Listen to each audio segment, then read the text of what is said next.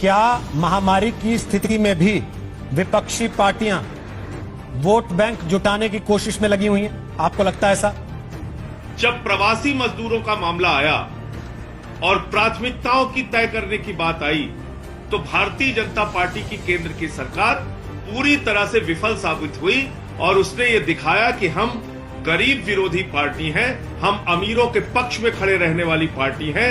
हवाई जहाज से विदेशों से हम हिंदुस्तान लोगों को ला सकते हैं, लाइए, अच्छी बात है, लेकिन पैदल चलने वाले, सड़क पर चलने वाले, रेलवे ट्रैक पर चलने वाले, हाईवेज पे चलने वाले, उन पैदल चलने वाले मजदूरों की, माताओं बहनों की, मासूम बच्चों की चिंता सरकार को नहीं है। 68,000 करोड़ रुपए आपने चंद पूंजीपतियों का राइट ऑफ कर दिया।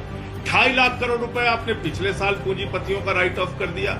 इन मजदूरों के किराए के नाम पर आपको कोर्ट के फटकार की जरूरत पड़ रही है। अरे भाई, 85% आप कह रहे हैं कि केंद्र सरकार अपनी ओर से देगी, 15% राज्य सरकार देगी। ये तो बहुत छोटी सी बात थी रोहित जी। एक केंद्र सरकार और राज्य सरकार के बीच में एग्रीमेंट हो जाता, मजदूर बिना पैसे के जाते, जितने मजदूर जाते उसका रिएम्बर्समेंट राज्य सरकार से ले लिया जाता। हिंदुस्तान के इतिहास में, आज तक के रेलवे के इतिहास में कभी आपने ऐसा नहीं सुना होगा कि 40 ट्रेनें रास्ता भटक जाए, 10 लोगों की जान चली जाए भूख से, प्यास से, अव्यवस्थाओं के कारण।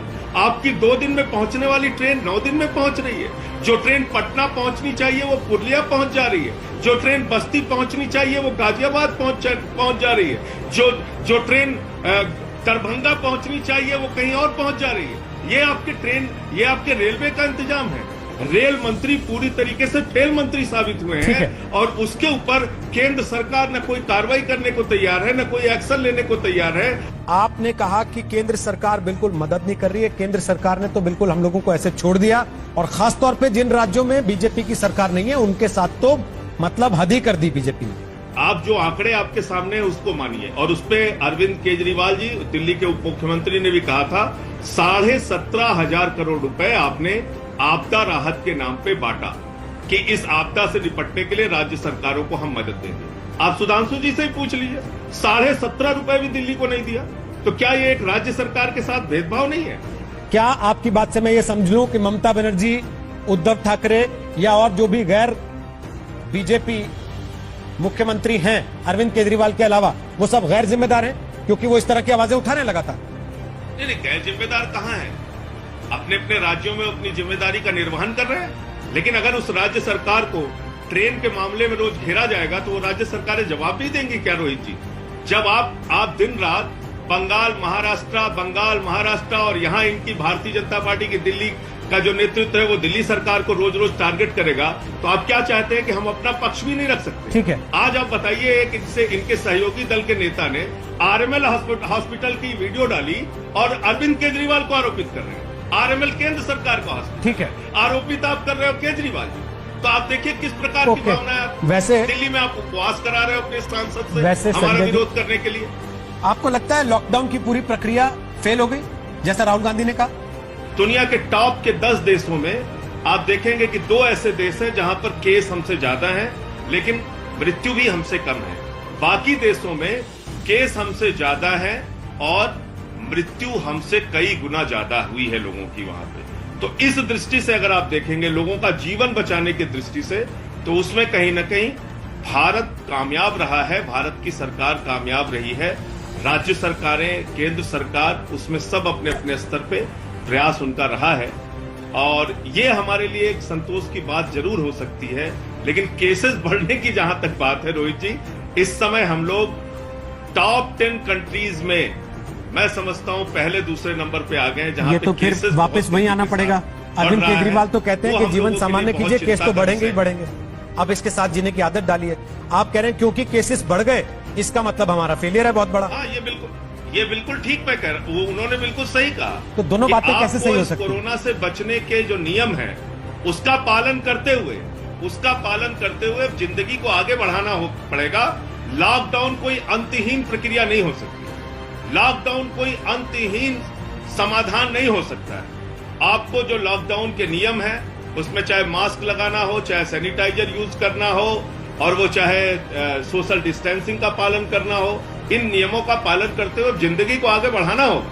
दुनिया के तमाम देश अब अपनी अर्थव्यवस्था को पटरी पे लाने के लिए, लोगों की जिंदगी को पटरी पे लाने के लिए काम कर रहे हैं। आप हिंदुस्तान की तुलना अमेरिका से तुरंत कर लेना चाहते हैं, ये जानते हुए कि आपके उनके इंफ्रास्ट्रक्चर में कितना अंतर है, लेकिन दिल्ली की तुलना उत्तर प्रदेश से नहीं करना चाहते। तुरंत आपको याद आ जाता है कि नहीं, उनकी आबादी बहुत ज्यादा है। इसमें मैंने टर्की का भी नाम लिया, इसमें मैंने रसिया का भी नाम लिया, इसमें और भी तमाम ऐसे देश हैं जो हमसे आर्थिक रूप से बहुत कमजोर हैं। केसेस वहां आए और वहां पर उसके बाद केसेस नहीं बढ़े। अब अपने बगल के देशों में देख लीजिए, बांग्लादेश से तुलना कर लीजिए ना, ज्यादा दूर मत जाइए आप, बांग्लादेश से ही तुलना कर लीजिए। वहां तो लॉकडाउन भी नहीं किया उन्होंने, केसेस भी कम है और मृत्यु भी कम हुई है वहां लोगों की। तो मैं ये कह रहा हूं कि ये कोई हम कंपटीशन करने की बात नहीं कर रहे हैं, एक आईना तो आपके सामने रखना होगा ना। मेरा सवाल यह है कि आपने तो लॉकडाउन 4 में भी लगभग ना के बराबर ही लॉकडाउन रख रखा है ना। अभी दिल्ली जाने के बाद तो लगता ही नहीं नोएडा से कि यहाँ लॉकडाउन है। हमने दिल्ली में उन्हीं चीजों को खोला है जिसकी केंद्र सरकार से हमें अनुमति मिली है। अपनी ओर से हमने उसमें एक भी चीज घटाया बढ़ाया नहीं है। जो केंद्र सरकार से हमें अनुमति मिली है उसी गाइडलाइन का पालन करते हुए हमने अपना लॉकडाउन खोला है, लॉकडाउन में ढील दी है। जब आप दिल्ली से आते हैं गाजियाबाद में, नोएडा में, आपको अंतर महसूस नहीं होता लॉकडाउन में? केंद्र सरकार ने बातें तो यहाँ के लिए भी वही कही होंगी, जबकि केसेस आपके यहाँ लगातार बढ़ रहे हैं और अरविंद जी रोज आकर टीवी पर ये बता रहे हैं कि कोरोना के साथ जीने की आदत डाल लीजिए। क्या इसके पीछे छुपाने की कोशिश तो नहीं हो रही है अपनी नाकामी को? हमारी सरकार जो 10 लाख में 7,000 लोगों की टेस्टिंग कर रही है, पूरे हिंदुस्तान में सबसे ज्यादा एवरेज हमारा है दिल्ली सरकार का, उस पर तो कम से कम आप नाकामी छिपाने का आरोप तो कतई नहीं लगा सकते। हम सबसे बेहतरीन चिकित्सा सेवा दे रहे हैं। गुजरात मॉडल जिसकी सबसे ज्यादा चर्चा भारतीय जनता पार्टी कर रही है, वहां पर मैं तो ईश्वर से प्रार्थना करूंगा कहीं कोरोना से किसी की मृत्यु नहीं होनी चाहिए।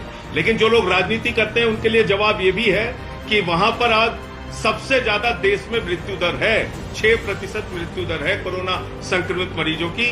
दिल्ली के अंदर मात्र 300 लोगों की, जबकि हमारे केसेस ज्यादा हैं, अब तक जान गई है इस कोरोना से। हमने पूरी कोशिश की है जिन लोगों का जीवन बचाने के लिए, एक एक आदमी की जिंदगी को बचाने के लिए। ये 300 जानें भी जो गई हैं वो हमारे लिए दुखद है, बहुत ही चिंता का विषय है, लेकिन फिर भी हमने इस संक्रमण से लोगों की जान बचाने में कामयाबी हासिल की। अगर आप बात करेंगे दिल्ली की, हम नाकामी छिपाते नहीं, हम तो ये चाहते हैं कि ज्यादा से ज्यादा लोग जागरूक हों ठीक है इस संक्रमण से लड़ने के लिए।